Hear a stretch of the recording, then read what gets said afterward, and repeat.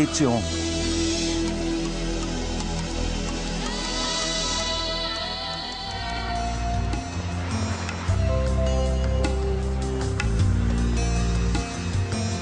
A lei é onipresente no mundo moderno.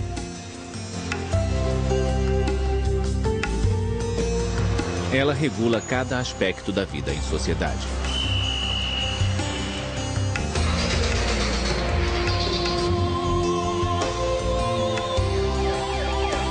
A lei. Distribuição sinapse.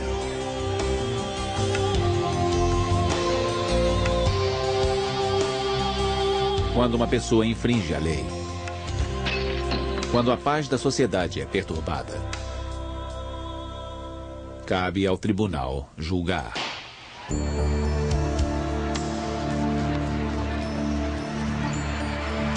O direito ao voto, os direitos das minorias, o direito ao aborto. A lei mostra um espelho para cada sociedade, refletindo os seus valores e crenças.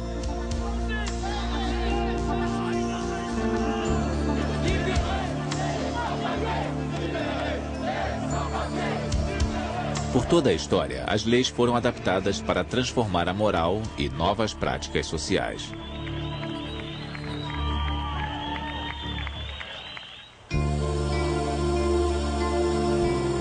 Hoje, os direitos humanos são o centro de nossa preocupação, pois não são garantidos em todos os lugares do mundo.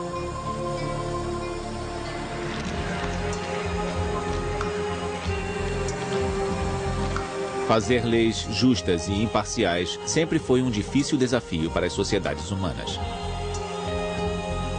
Como conciliar os interesses dos mais fortes e os dos mais fracos? Os direitos da comunidade e os dos indivíduos.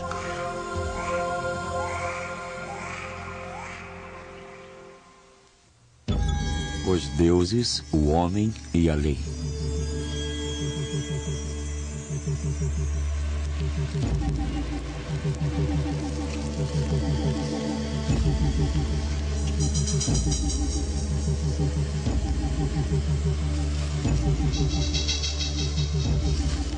Assim que surgiu a vida comunal, os seres humanos sentiram a necessidade de criar leis para resolver disputas.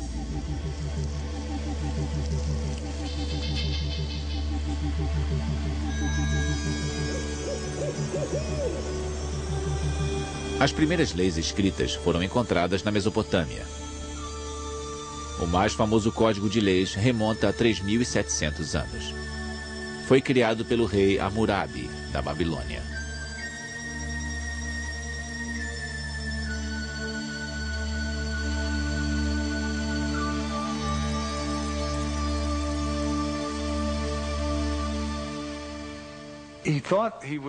Ele achava que estava promulgando leis apoiadas por Deus. E diz isso no código. Mas as leis que ele promulgou eram provavelmente os costumes habituais do povo. Ele usa a autoridade real e a autoridade divina para escrever as leis comuns não escritas do povo.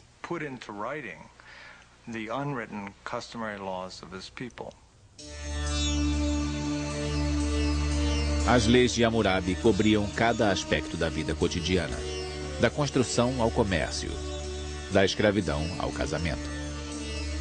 As leis eram rígidas e não havia recurso. Se uma mulher é volúvel, se é esbanjadora ou dá má reputação ao marido, deve ser jogada no mar.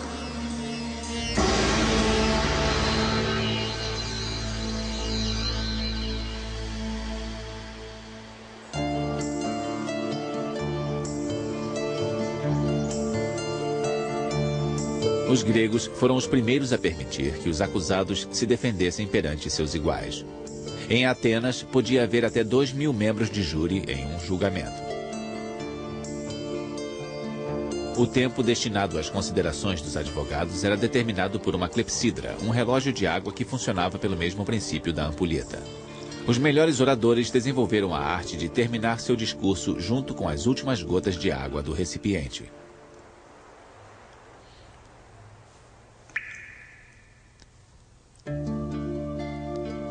Os gregos também estavam entre os primeiros a estabelecer o conceito de igualdade perante a lei. Para eles, as leis feitas pelo homem deveriam refletir a ordem natural das coisas.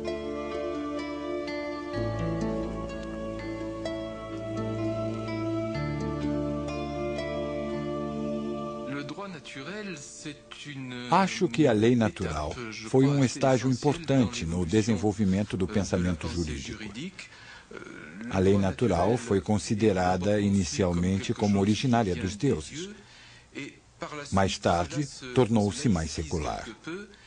Por fim, surgiu a ideia que viria a apoiar a nossa visão dos direitos humanos. A de que há, basicamente, princípios jurídicos gerais que se aplicam a todos os homens, não importando quem sejam. Quanto à ideia de igualdade entre homens e mulheres, entre jovens e velhos, acho que é uma transposição dos nossos ideais a um tempo em que tal questão nem surgia. Não se pensava nesses termos. Em Atenas, apenas cidadãos livres tinham direitos. Mulheres, crianças e escravos estavam sujeitos à autoridade do homem da casa.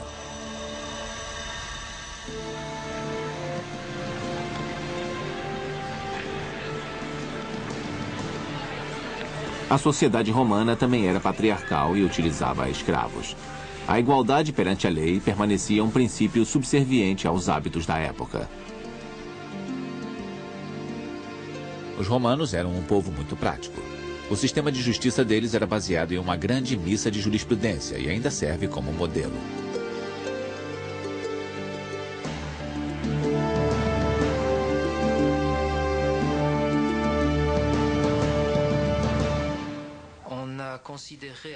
Na Europa, na Idade Média e nos tempos modernos, a lei romana era considerada tão flexível e inteligente que era um ratio scripta, ou razão escrita.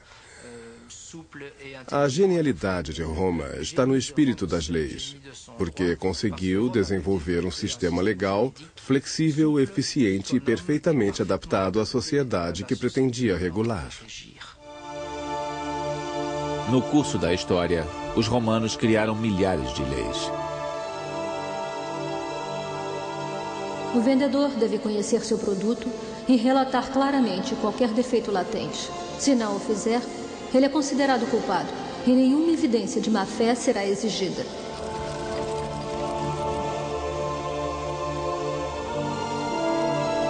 As leis eram tão complexas que os romanos contratavam peritos para opinar em questões legais.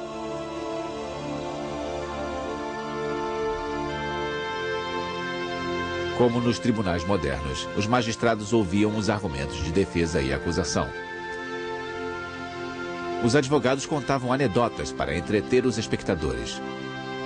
Os honorários eram altos, mas alguns concordavam em representar um cliente em troca de ser mencionado em seu testamento. Hoje, o acesso ao sistema legal é controlado pelos recursos financeiros de uma pessoa. Era assim também no mundo antigo.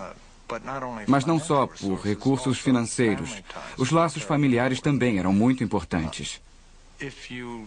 Se você pertencesse a uma família muito poderosa, seu acesso à lei era muito maior do que se não fosse. E isso se vê de forma mais clara em Roma.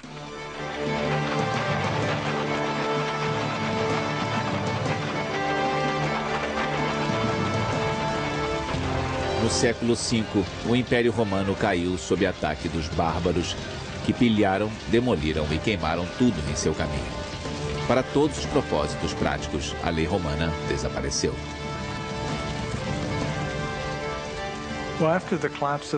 Bom, depois da queda do Império Romano, no oeste do Mediterrâneo, a lei bárbara germânica entra em vigor. De muitas formas foi um passo para trás. Os alemães não usavam as formas de prova, as leis escritas de evidência, o procedimento sofisticado dos romanos. Eles usavam o ordalho. E foi assim que ele entrou em vigor na Europa até o século XIII.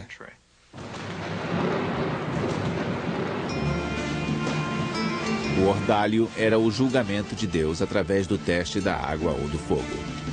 Uma das formas mais comuns na Europa era forçar o réu a caminhar segurando uma barra de ferro em brasa. A distância que ele deveria cobrir era determinada pela gravidade do crime cometido. Se a queimadura dele não ficasse infeccionada após alguns dias, era declarado inocente.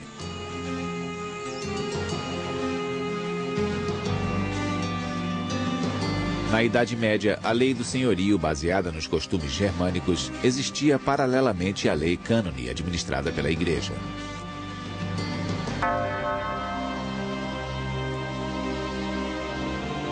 Ao contrário dos costumes que prevaleciam na época, a Igreja exigia que ambos os lados em um casamento deveriam dar consentimento. O consentimento matrimonial é um ato de vontade própria, pelo qual um homem e uma mulher se aceitam mutuamente na aliança irrevogável que constitui o casamento.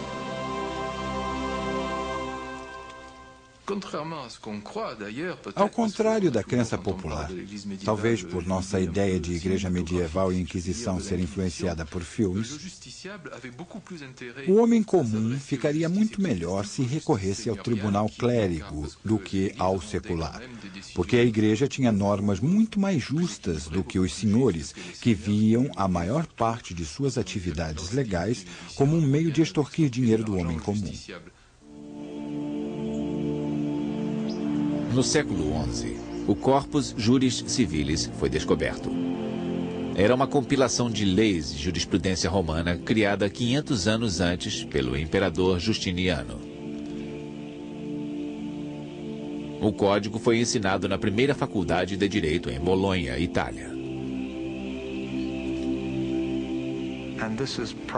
Este talvez seja o evento mais importante na história legal europeia. A novidade, a singularidade do evento de um jurista chamado Peppo começar a ensinar esse sistema legal extinto em Bolonha é algo realmente extraordinário. Nós podemos explicar dizendo que os códigos de leis germânicos não eram capazes de acomodar as grandes mudanças que ocorriam nas sociedades europeias. Mudanças comerciais e mudanças econômicas. A partir de então, a nova legislação utilizou as leis romanas, mas no cotidiano a lei habitual continuava valendo.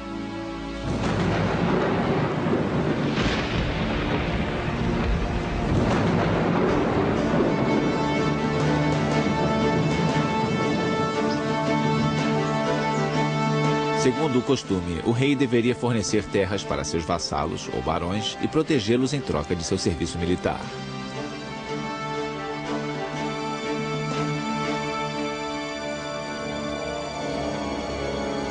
Na Inglaterra, o rei John Lackland infringia essas leis constantemente. Ele cobrava impostos excessivos dos barões e confiscava suas terras para encher seus cofres e financiar suas campanhas militares.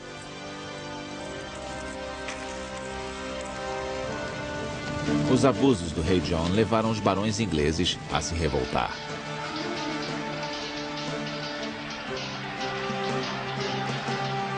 Em 1215, eles convenceram o rei a assinar a Magna Carta, a Grande Carta. Devemos pensar na Magna Carta como uma carta de direitos para os barões ingleses. Algumas medidas tocavam na questão dos direitos dos moradores da cidade. Por exemplo, alguns capítulos, especialmente o 39, tratava do direito de todos os ingleses serem julgados de acordo com a lei da terra. E esses direitos foram generalizados a todos os ingleses, mas não em 1215.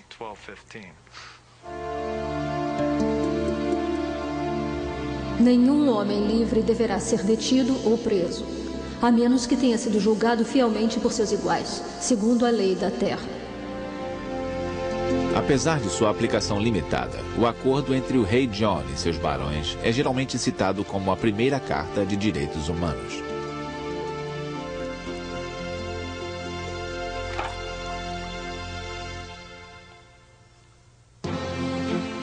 A conquista dos direitos.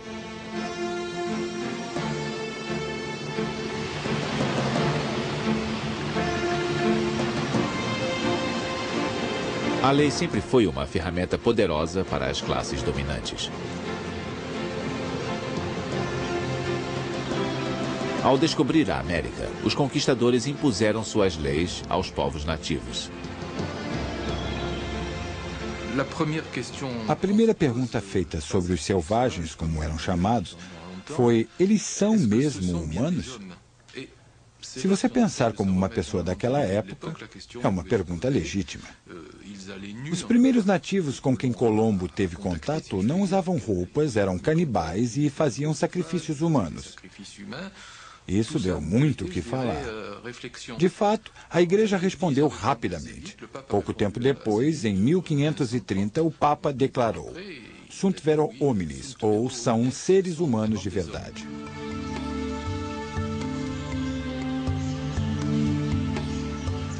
Mas que tipo de seres humanos?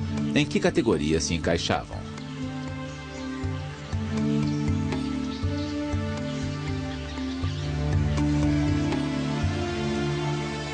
Depois de um acalorado debate, os juristas espanhóis concordaram em que os índios tivessem pouca capacidade intelectual, semelhante às crianças. Logo, era justificável guiá-los e dominá-los. Populações inteiras foram obrigadas a trabalhar nas minas de ouro e prata da América. Com a colonização do Novo Mundo em andamento, a escravidão se alastrou.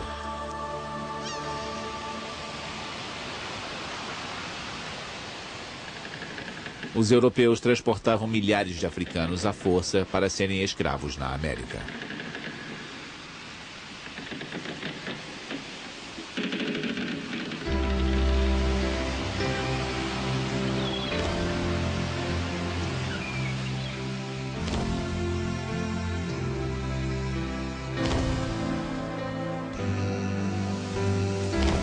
No final do século XVIII, os colonizadores britânicos da América do Norte eram os maiores importadores de escravos.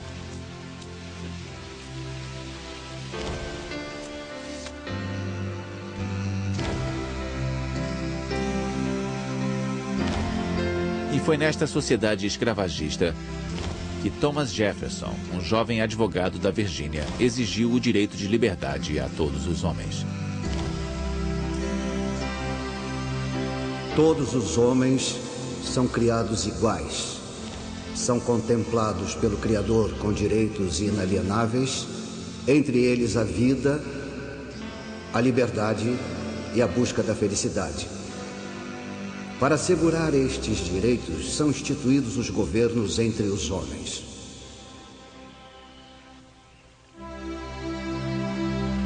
Estes direitos inalienáveis foram estabelecidos na Declaração de Independência dos Estados Unidos da América em 1776. Mas em face de feroz oposição dos Estados do Sul, a escravidão foi mantida.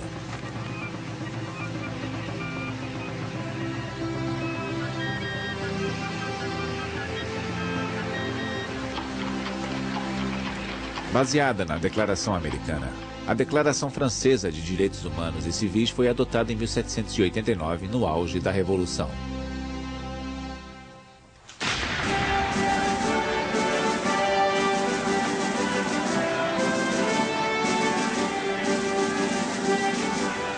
Com seus princípios de igualdade, fraternidade e liberdade, a Declaração varreu por completo os privilégios feudais.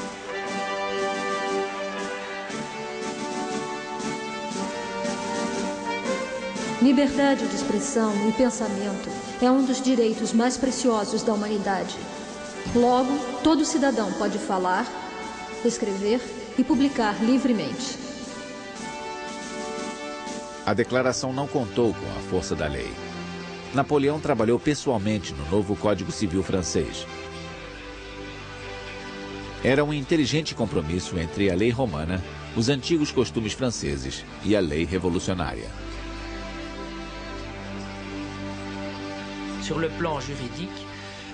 Quanto às leis, Napoleão interveio para garantir uma certa segurança que não existia antes. A Revolução Francesa deu fim à velha ordem sem instituir um sistema legal completo e claro. Isso criou um certo vácuo, um tipo de inseguridade legal que Napoleão tentou remediar com maiores codificações, em especial o Código Civil de 1804.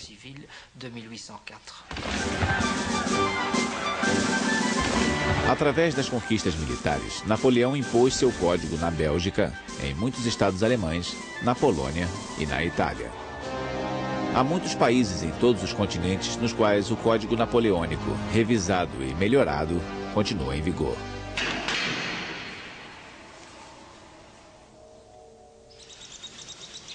Exilado em Santa Helena, o arruinado imperador escreveu em suas memórias: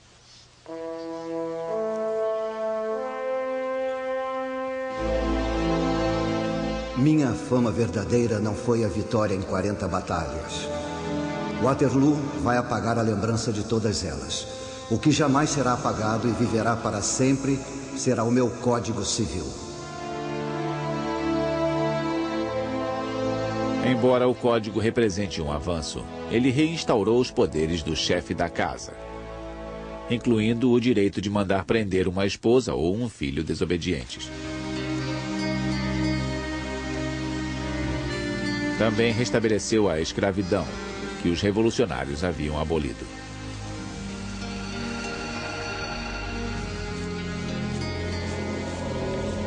Mas logo os escravos de várias colônias europeias se rebelaram.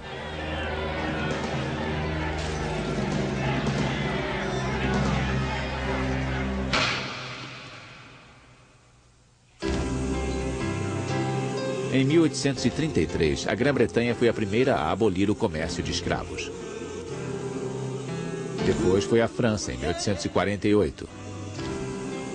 Nos Estados Unidos, a proclamação de 1863, abolindo a escravidão, levou à emancipação de 3 milhões de pessoas.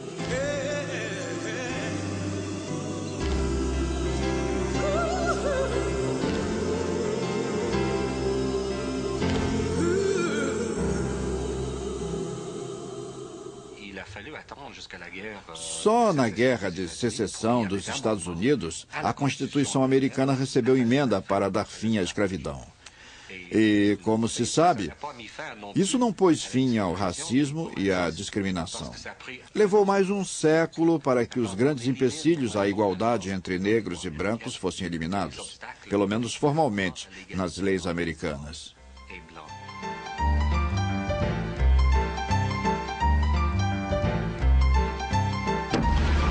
Governos nacionais baseados nas normas da lei surgiram no século XIX. A partir de então, o povo dava a seus representantes o poder de adotar leis. Logo, os governos instituíram uma série de medidas sociais com respeito a trabalho, agricultura, educação e preço de comida e aluguéis.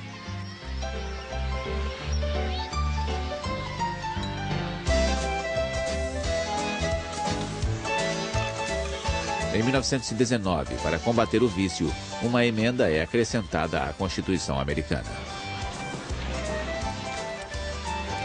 A venda ou transporte de bebidas embriagantes dentro dos Estados Unidos, sua importação e exportação para o propósito da ingestão estão proibidos. Para generalizar, os estados se tornaram os únicos repositórios de lei. A lei natural foi banida. Então, quando os estados começaram a decidir o que era certo ou o que era errado, o chamado positivismo legal, quando são os únicos repositórios de certo e errado, se tomam uma decisão ruim, não forçam um contrapeso nas sociedades para se opor à decisão. É claro que os horrores do século XX são um resultado deste desenvolvimento.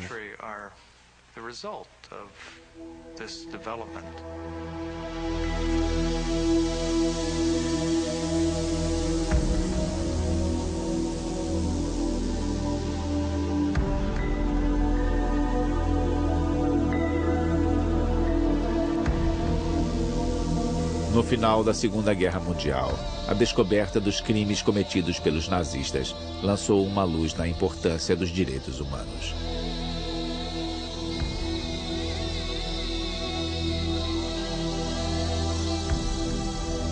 Em Nuremberg, oficiais nazistas foram chamados a responder por acusações de crimes contra a humanidade, crimes de guerra e crimes contra a paz. Metade deles foi condenada à morte.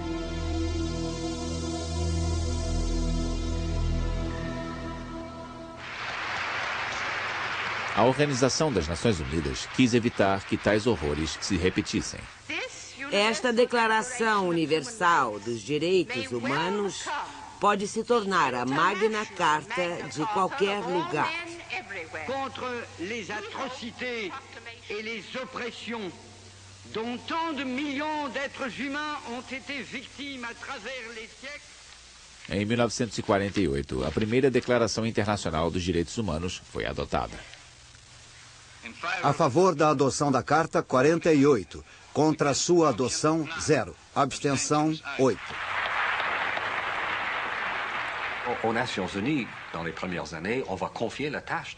Nos primeiros anos, as Nações Unidas confiaram esta tarefa a uma pequena comissão que examinou todas as constituições do mundo. A Carta de Direitos Americana, a Declaração Inglesa, a Declaração Francesa e vai por aí, para produzir um tipo de catálogo de direitos básicos. Foi procurado um denominador comum nas constituições e acrescentaram outros fatores para elaborar a Declaração Universal dos Direitos Humanos, que foi adotada em 1948.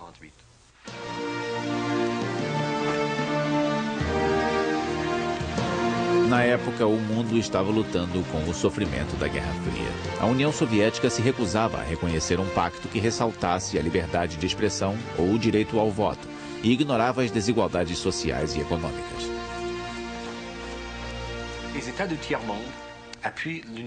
Os países do Terceiro Mundo apoiaram a posição da União Soviética. A reação deles foi: ouçam, para nós o mais importante é poder alimentar nossos cidadãos e proporcionar um padrão mínimo decente de vida. Lidaremos com a liberdade de expressão mais tarde. Havia um conflito entre os dois conceitos de direitos básicos. Eles acabaram chegando a um acordo. O pacto foi dividido em dois. O primeiro pacto se referia a direitos civis e políticos, como liberdade de expressão, religião e eleições diretas. O segundo lidava com direitos culturais, sociais e econômicos, como o direito a um padrão de vida razoável, o direito ao trabalho e o direito à educação.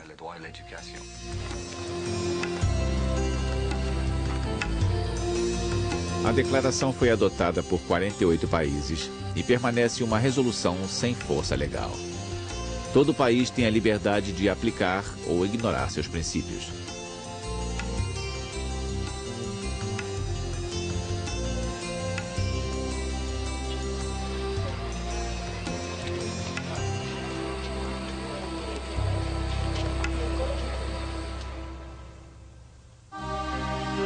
Direitos no mundo todo.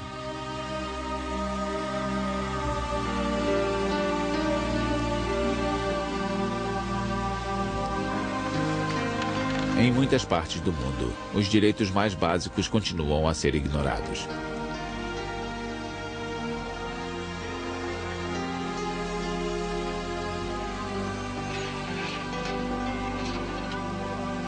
A liberdade de expressão ou o direito ao voto parece um luxo inatingível para as pessoas que lutam diariamente pela sobrevivência.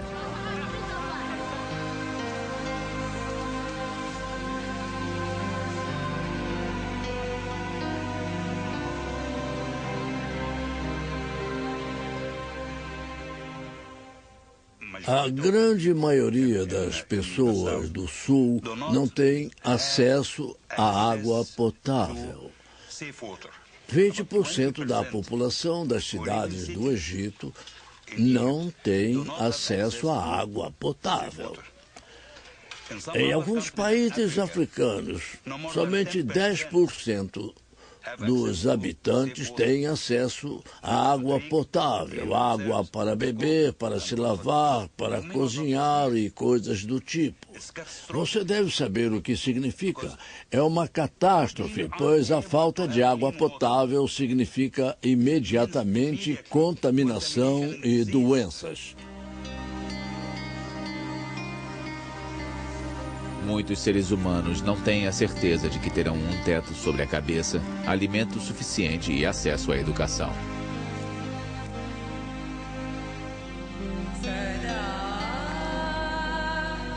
Em muitos países, as mulheres estão em desvantagem perante a lei. Ficam sob a guarda do pai, do marido ou dos irmãos e não podem tomar decisões sem o consentimento deles. Esta é minha filha. Milhares de pessoas desaparecem, são presas ou torturadas por razões políticas.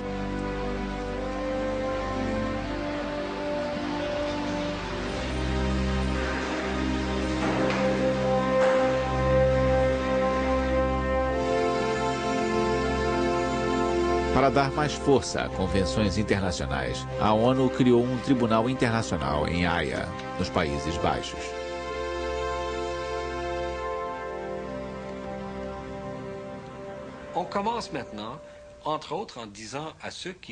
Entre outras coisas, estamos começando a dizer a quem viola os direitos humanos que poderá ser responsabilizado por isso. É uma novidade. Não dizemos mais a um Estado que deve mudar sua forma de agir só para que ele responda que discorda. Agora dizemos que se o Estado tolera a violação dos direitos humanos, não só o Estado será responsabilizado, como também o indivíduo criminoso. Planejamos ir atrás de quem viola os direitos humanos. Karadzic e Mladic na ex-Iugoslávia, Pinochet no Chile, Pol Pot no Camboja. Dizemos, se não parar, se continuar a violar os direitos humanos, poderá ser chamado um dia perante o Tribunal Internacional para ser processado. Cerca de 100 investigadores das Nações Unidas estão percorrendo o globo para obter depoimentos de testemunhas onde quer que estejam.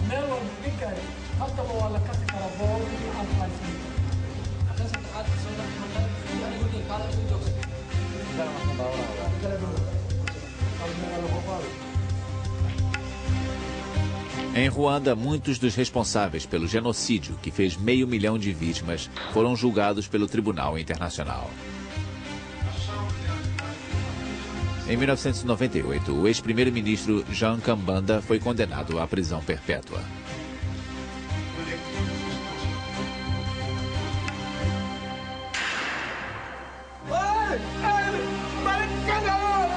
Sanções criminais, sanções econômicas contra países que violam os direitos humanos e tribunais internacionais. Essas ferramentas para garantir que se respeitem os direitos humanos têm efeito limitado.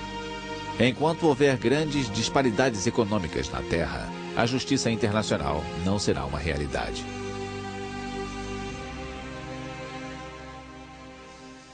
É preciso aumentar o padrão de vida ou as condições de vida no resto do mundo.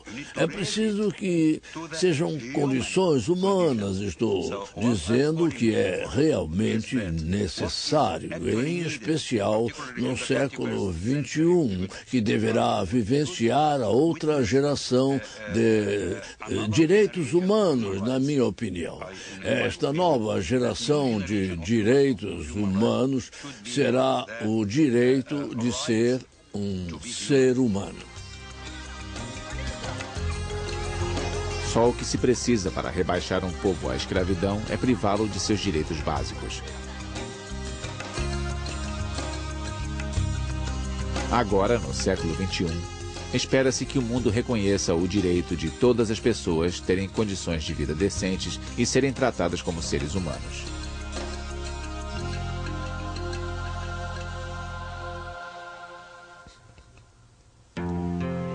Lei e ética.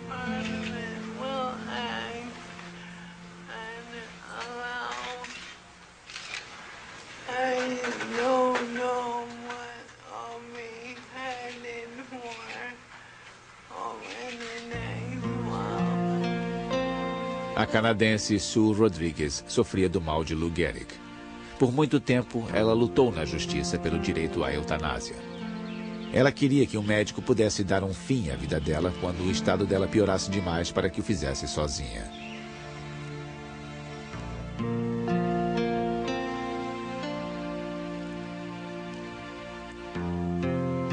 Até que em fevereiro de 1994, Sue Rodrigues não precisou mais da autorização legal.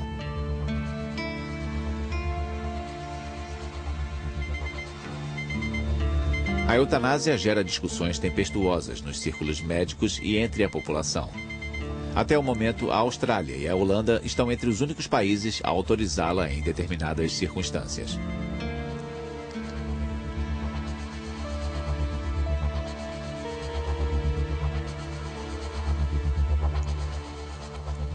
Por que não é aceita? Porque, se você pensar no princípio mais fundamental no qual baseamos nossas sociedades, ele seria não matar o próximo. Se matarmos, seremos severamente punidos caso tenha sido deliberadamente. Aqui tratamos de modificar esta regra fundamental. Você faz isso porque sente pena da pessoa, diz que é compaixão, essas coisas, mas isso não altera o fato de que vai mudar o papel social mais profundo e duradouro de não matar o próximo. E muita gente não acha que deva ser mudado. Embora a eutanásia continue sendo controversa, o suicídio não é mais considerado crime. Os pacientes podem recusar tratamento médico mesmo que isso cause a morte, porque sua decisão não envolve a assistência de outra pessoa.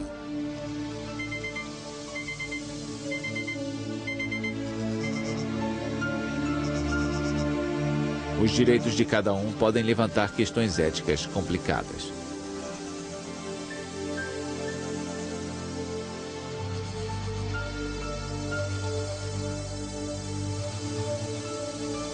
Quando uma mulher está gerando um filho, tem o direito de usar o corpo como quiser? O interessante, e tivemos um caso no Canadá que nos mostrou isso, é que se a mulher diz, vou seguir com a gravidez, mas vou fazer o que quiser, como usar cocaína, heroína ou cola, como foi o caso que tivemos no Canadá, a lei se complica e diz, um momento, você está prejudicando o feto.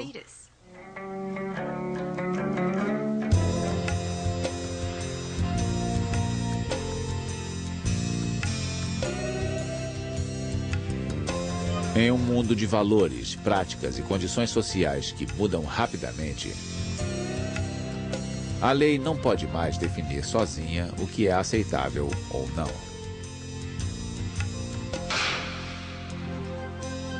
Com o surgimento de novas tecnologias de reprodução, acredita-se que o embrião humano precisa urgentemente de proteção legal. Há quem ache moralmente errado produzir embriões sobressalentes.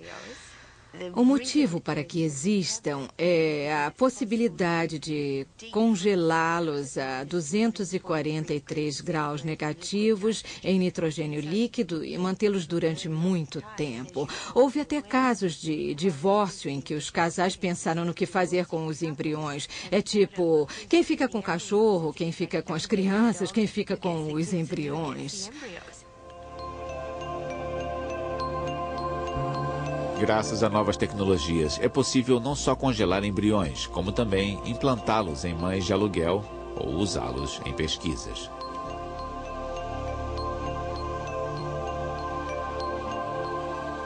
Algumas tecnologias novas também levantam questões assustadoras.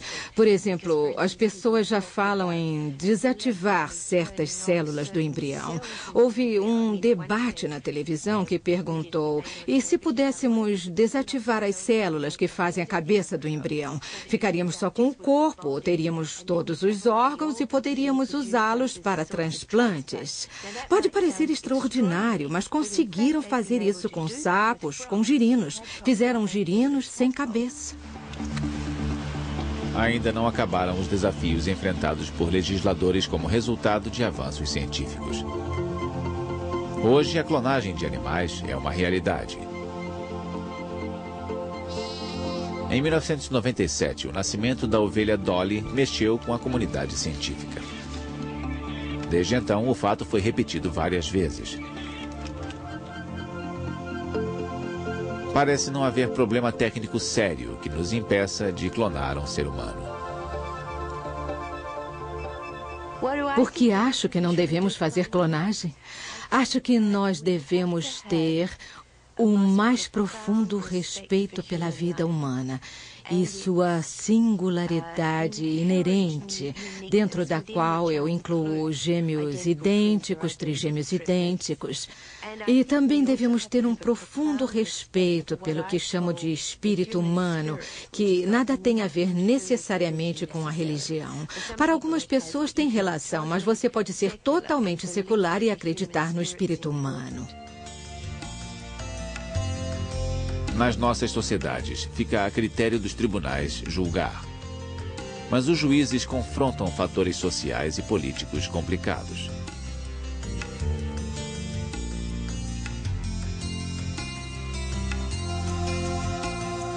Cada vez mais estamos constituindo comissões de ética formadas por clérigos, médicos, filósofos e juristas, entre outros. Existe uma necessidade, um crescente reconhecimento da compreensão de que a maioria dos problemas sociais mais importantes que enfrentamos no fim do século não pode ser colocada em uma caixa unidisciplinar. Não podemos dizer, isso é um problema médico, deixa o doutor resolver. Acho que a ética deve vir primeiro e a ética deve informar a lei. Muitas vezes no passado pensamos que se era legal, estava correto. Isso não é necessariamente verdade. Pode ser legal, mas errado do ponto de vista ético. A sociedade deve examinar o que está em jogo legalmente. Médicos que podem usar a tecnologia para prolongar a vida não estão mais dispostos a fazer a escolha sozinhos entre a obrigação de tratar um paciente e o direito do paciente de morrer com dignidade.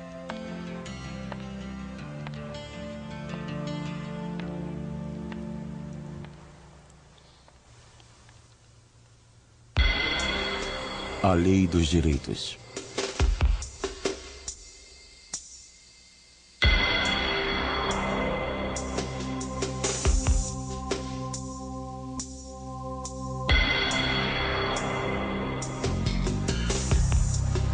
A lei se tornou toda poderosa no mundo moderno. Só nos Estados Unidos, 90 milhões de casos são levados à corte anualmente.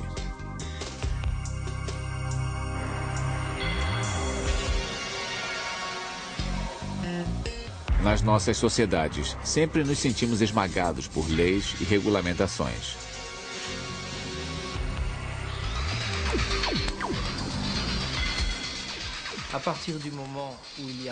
Sempre que há muitas leis e regulamentações, torna-se difícil controlar a ordem judicial. Os juristas estão quase literalmente afogados em um mar de regulamentações. Também há um segundo efeito negativo. A regulamentação obsessiva e desnecessária complica as relações humanas.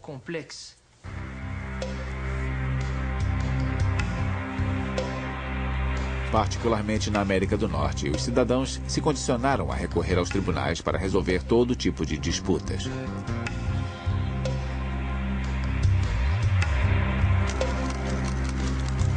Há incontáveis processos por quebra de contrato ou demissão, ou ações contra fabricantes de produtos considerados defeituosos.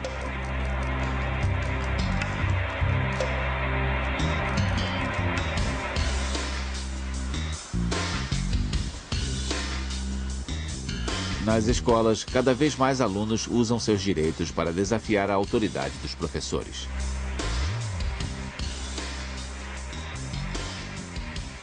Acho que vimos o declínio da adesão ao que se pode chamar de religião institucionalizada. Acho que vimos um aumento no uso da lei. Isso provavelmente porque passamos de um controle moral de nossas relações como forma principal de governo para governá-las em uma sociedade secular através da lei. Se observarmos o que aconteceu nas sociedades norte-americanas, houve um declínio na noção de comunidade e um aumento do chamado individualismo. As nossas sociedades são descritas como baseadas em um intenso individualismo.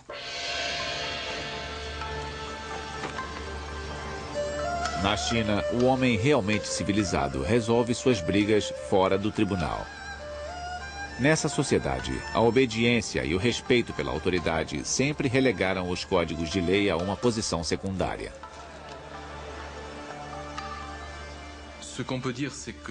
Certamente a lei não tem o mesmo prestígio e respeito em todos os lugares.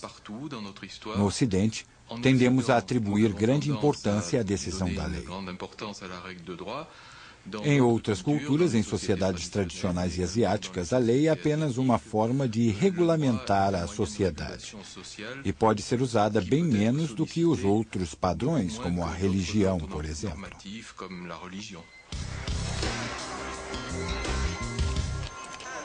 No entanto, a falta das leis escritas pode ser perigosa.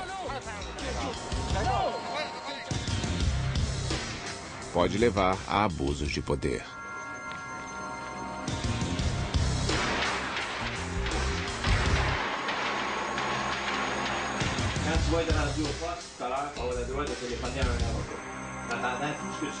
No Ocidente, o sistema legal é congestionado. O acesso a ele é parcial e seus representantes cometem abusos. Através dos anos, estes fatores acabaram com a confiança dos cidadãos. Nós do júri declaramos o réu Warren T. James Simpson inocente da acusação de homicídio.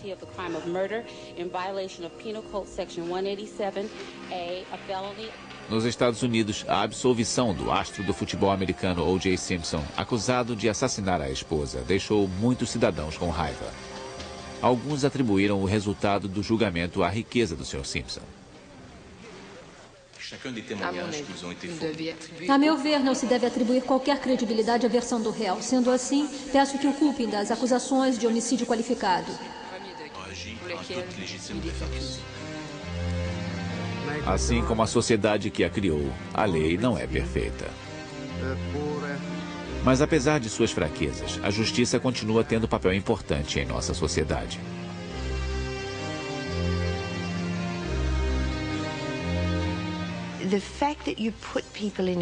O fato de colocar pessoas em um tribunal e ter um ambiente austero com os advogados de toga e a presença de um juiz usando procedimentos formais não é só pela tradição. Eu penso nisso como se criassem um ambiente especial que faça as pessoas reagirem e interagirem de forma diferente. Isso foi experimentado e testado por um longo período da história e devemos ser muito cautelosos ao dizer que não tem mais serventia.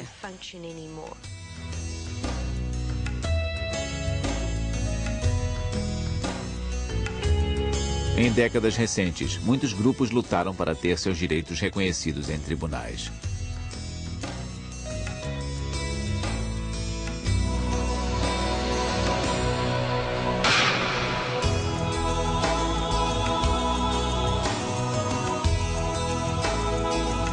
O sonho de um sistema legal justo e imparcial, sem dúvida, permanecerá por muito tempo. Só podemos torcer para que o equilíbrio da justiça continue sendo um ideal nas sociedades futuras.